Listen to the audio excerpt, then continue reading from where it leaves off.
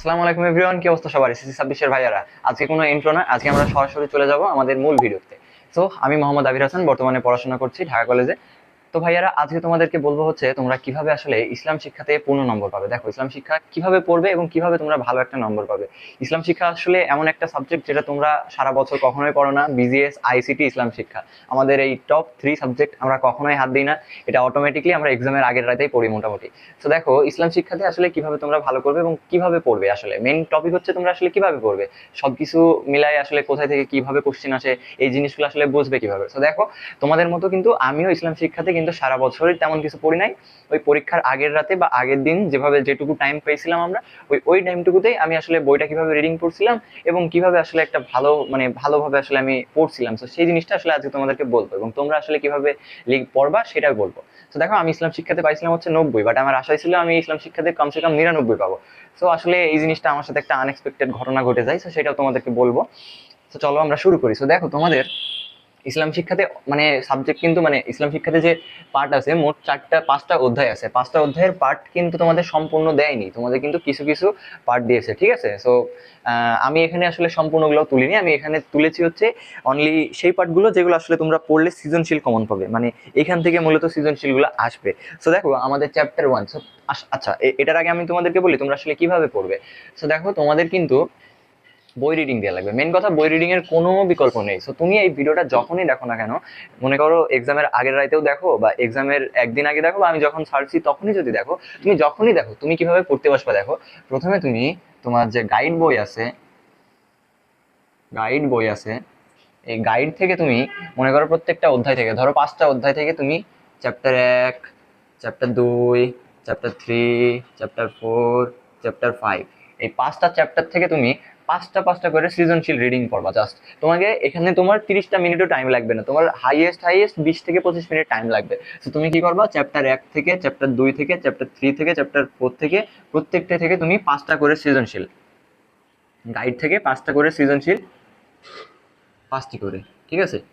5টি করে সৃজনশীল তুমি কি করবা, একটু রিডিং করে নেবা। কেন বলছি, কেননা তুমি যদি এখান থেকে সৃজনশীলগুলো রিডিং করে নাও প্রত্যেকটা চ্যাপ্টার থেকে, তুমি যদি 5টা করে সৃজনশীল জাস্ট একটু হাতে পেয়ে কোনো রকম রিডিং করে নাও, তোমার আসলে ধারণা চলে আসবে প্রশ্ন আসলে কোত্থেকে আসে, কোন কোন পয়েন্ট থেকে আসলে প্রশ্নটা আসে। দেন তুমি গাইড থেকে এই জিনিসটা বোঝার পরে এবার আমরা চলে আসবো বই রিডিং এ। বইটা আসলে কিভাবে রিডিং দেবো, দেখো আমাদের প্রত্যেকটা চ্যাপ্টার কিন্তু খুবই ইজি, তোমাদেরকে একদম শর্ট লিস্টেড করে এত সহজ সহজ পার্টগুলো দিয়েছে যে তুমি যদি একবার সারা বছর কি, তুমি আজ প্রথমও যদি বই হাত দাও, তুমি একবার রিডিং করলে জিনিসটা আসলে পারতে। ইসলাম শিক্ষা ভাই ধর্ম, তোমার নিজের ধর্মের জিনিসপাতি তো যদি তুমি বেসিকটা না থাকে তাহলে তো হবে না। বেসিক তোমাদের সবার আছে, জাস্ট তুমি এখান থেকে বইয়ের ভাষায় জিনিসটা জানবা যে বইয়ের ভাষায় আসলে জিনিসটা কি। দেখো, সো প্রথম অধ্যায় যেটা আছে আমাদের, প্রথম অধ্যায়ের যে নাম সেটা হচ্ছে কি, প্রথম অধ্যায়ের নাম কি তোমাদের? সো তোমাদের প্রথম অধ্যায়ের নাম হচ্ছে আকাইদ ও নৈতিকতা, ঠিক আছে? সো এখান থেকে দেখো মেন যে জিনিসগুলো আছে সেটা হচ্ছে কুফর, তারপরে হচ্ছে নিফাক, তারপরে হচ্ছে আখিরাত এবং রিসালাত। সো এই 4টা পার্ট আসলে। সো তোমাদের যতগুলো পার্ট আছে তুমি সবগুলো পড়ে নিও, মানে তোমাদের যে মানে সিলেবাসে যে চ্যাপ্টারে যে পার্টগুলো আছে প্রত্যেকটা রিডিং করবা। বাট এখান থেকে বেশি ইম্পর্টেন্ট হচ্ছে এইগুলা, একবার এগুলা দাগাই নিও, ঠিক আছে? তোমাদের বইয়ে দাগাই নিও, এই পার্টগুলো দাগাই নিও, এগুলো হচ্ছে সবচেয়ে বেস্ট ইম্পর্টেন্ট পার্ট, ঠিক আছে? এখান থেকে তোমাদের সৃজনশীল করবে। তো দেখো, তাহলে প্রথম অধ্যায় থেকে আমাদের আসছে কি, নিফাক, কুফর, তারপরে আখিরাত, রিসালাত। সো এখান থেকে প্রশ্ন তোমার আসলে কেমন করবে?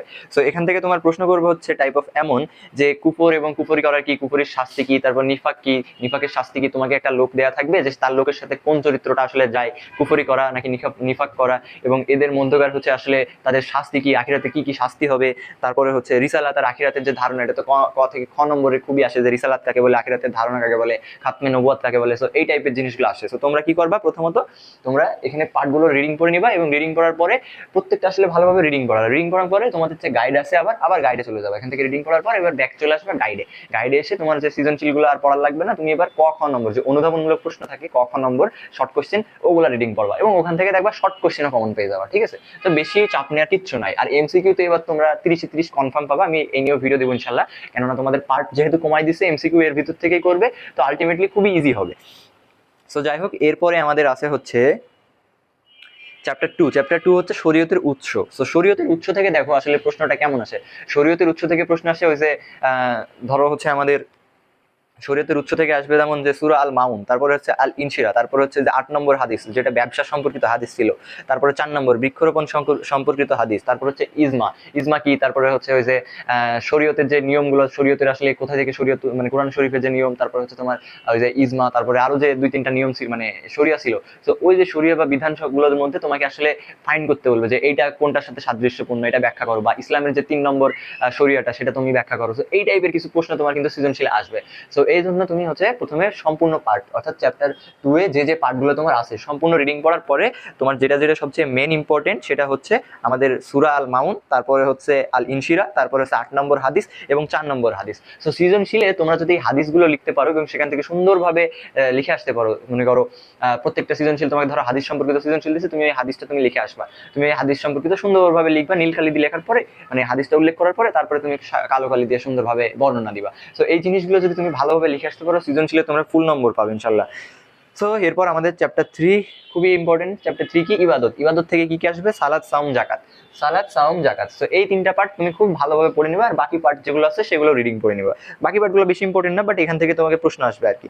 সো তারপরে হচ্ছে আখলাক, 4 নম্বর অধ্যায় হচ্ছে আখলাক। আখলাক থেকে কি কি আসবে? চরিত্র থেকে কি কি আসে? সুদ ঘুষ, তো ওখান থেকে তোমাকে সুদ ঘুষের মানে শাস্তি এই সম্পর্কিত বিষয় বলবে। তারপরে হচ্ছে ওয়াদা পালন, তার মানে যে ওয়াদা ভঙ্গকারীর যে শাস্তি সেই সম্পর্কিত জিনিস। তারপর হচ্ছে তাকওয়া কি? তাকওয়া সম্পর্কিত। তারপর হচ্ছে স্বদেশ প্রেম, তো স্বদেশ প্রেম সম্পর্কিত যে স্বদেশ প্রেমের যে আসলে উপকারটা কি, স্বদেশ প্রেমের যে আসলে করলে যে তুমি ফলাফল কি পাবা, তোমার তোমার জন্য কি উপকার আছে, সেই জিনিসগুলো আসলে এখান থেকে আসে। সো আখলাক খুবই সহজ, খুবই ইজি। আর চ্যাপ্টার 5 থেকে, চ্যাপ্টার 5 ভাই কি যে প্যারা দিত আমাদের চ্যাপ্টার 5-এ। আমাদের ধরো তোমাদের তো এখান থেকে জাস্ট 3 থেকে 4টা পার্ট হয়তো দেওয়া আছে চ্যাপ্টার 5-এ, বাট আমাদের তো সম্পূর্ণ ছিল। এবার আমাদের সম্পূর্ণ যে ধরো যত সমস্ত যে আবু হানিফা, বুখারি, ইমাম বুখারি, তারপরে গাজ্জালি নামের একটা ছিল, তো এই টাইপের যত যে মহামনীষী বা মহামানবগুলো ছিল, তাদের যে কাহিনী বা তাদের যে জন্মসাল বা তাদের যে তোমার হচ্ছে তারা কে কি করছিল, তারপরে কে কি ইনভেন্ট করছিল, কে কি ছিল, ভাই প্রচুর প্যারা দেয়। তো এই জিনিসটা তোমাদের পুরো নো হয়ে গেছে, মানে এখানে তোমাদের আর কিচ্ছু প্যারা নেই, তোমাদের জাস্ট 3টা জিনিস আছে: হযরত মুহাম্মদ সাল্লাল্লাহু আলাইহি ওয়াসাল্লামের জীবনী, তারপরে হচ্ছে ইমাম বুখারী এবং আবু হানিফা। সো এই 3টা জিনিস তুমি ভাই এখান থেকে এক সেট প্রশ্ন শিওর কমন পাবা।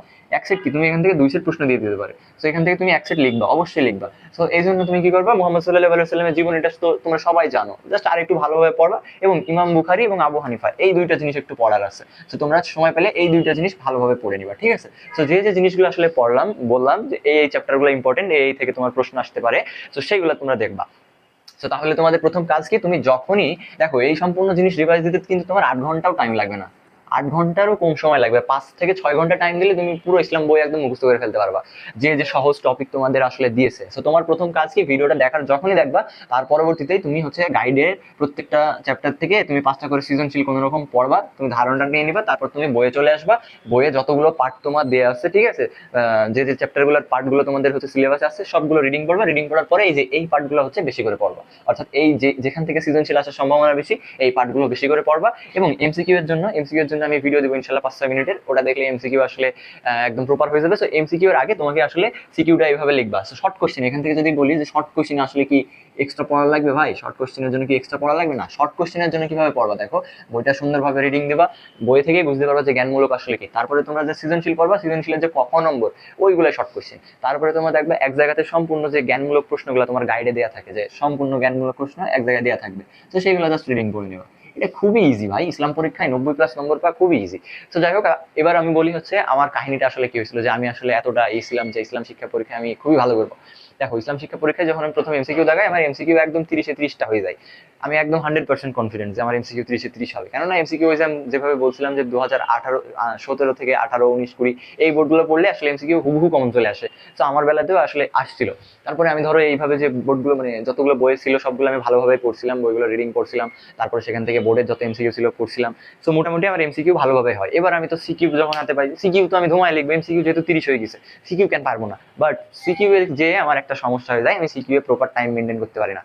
আমি এই জন্য তোমাদের বলি যে ইসলাম শিক্ষাতে লিখবা, বাট একটু মেনটেন করে লিখবা। দেখো আমাদের তো ধরো 7টা সৃজনশীল লিখতে হতো, তো লাস্টে যে সৃজনশীল আমি সেই সৃজনশীলের ঘ নম্বর আনসার করতে পারি না, ঠিক আছে? সো এর ফলে কি হয়, আমি সম্পূর্ণ আসলে নাম্বার পাই না। তো এখান থেকে আমার ইসলাম শিক্ষা আসলে 90 নাম্বার উঠছিল। তো এই জিনিসটা যদি আমি ভুলটা না করতাম, অন্তত পক্ষে আমি 95 শিওরলি পেয়ে যেতাম, 94-95 আরামসে পেয়ে যেতাম। তো এই জন্য তোমাদেরকে বলছি যে ইসলাম শিক্ষা পরীক্ষাটা আসলে একটু ভেবেচিন্তে, যেহেতু তোমাদের 5টা সিজন ছিল অনলি, তোমরা প্রপারলি টাইম মেনটেন করে 1.5 পেজ গ 1.5 পেজ ঘ এইভাবে সুন্দরভাবে লিখবা, একটা সিরিয়াল অনুযায়ী লিখবা, উল্টাপাল্টা লেখার দরকার নেই, মেইন মেইন থিমগুলো লিখে দিয়ে আসবা। তারপরে হচ্ছে আয়াতগুলো উল্লেখ করে আসবা, যেখানে যেখানে যা আয়াত আছে এই আয়াতগুলো তোমরা উল্লেখ যদি করে আসতে পারো এবং নীল কালি দিয়ে যদি দাগায় আসতে পারো, ভাই তোমার সৃজনশীলে শিওরলি ফুল নম্বর দেবে। ঘতে তুমি যেখানে আয়াত তুলবা সেখানে তোমার ফুল নম্বর। অর্থাৎ তুমি যদি এই কাজটুকু করতে পারো, যে কে বলেছে এই কথাটা, তারপরে হচ্ছে আয়াতে কি বলা হয়েছে, এই জিনিসটুকু যদি একটু কষ্ট করে লিখে দিয়ে আসতে পারো, ফুল নম্বর। তো যাই হোক ভাইয়ারা, অনেক বেশি কথা বলে ফেললাম। তো যাই হোক, তোমরা হচ্ছে তাড়াতাড়ি ইসলাম শিক্ষা পড়া শুরু করে দাও এবং ইনশাল্লাহ তোমাদের ইসলাম শিক্ষা পরীক্ষা অনেক ভালো হবে। বিজিএস পরীক্ষাতে তো দেখলাম তোমরা অনেকেই কমেন্ট করছো যে ভাই ফাটাই দিয়ে আসছে, 2829টা করে এমসিকিউ হয়েছে তোমাদের। তো শুনে ভালো লাগলো। তো তোমরা ইসলাম শিক্ষার প্রিপারেশন নিতে শুরু করে দাও, ইনশাল্লাহ আমি একটু পরে বিজিএস এর, তোমরা হয়তো দেখার টাইমে হয়তো বিজিএস এর এমসিকিউ ভিডিও দিয়ে দেবো ইনশাল্লাহ। পরবর্তীতে তোমরা ওই ভিডিওর এমসিকিউ ভিডিওটা দেখলে ওখান থেকে কিভাবে এমসিকিউটা পড়বে ওটা ধারণাটা পেয়ে যাবে। তো যাই হোক, আজকের জন্য এতটুকুই। তোমরা আসলে চ্যানেলটা সাবস্ক্রাইব করে দিও। আল্লাহ হাফেজ।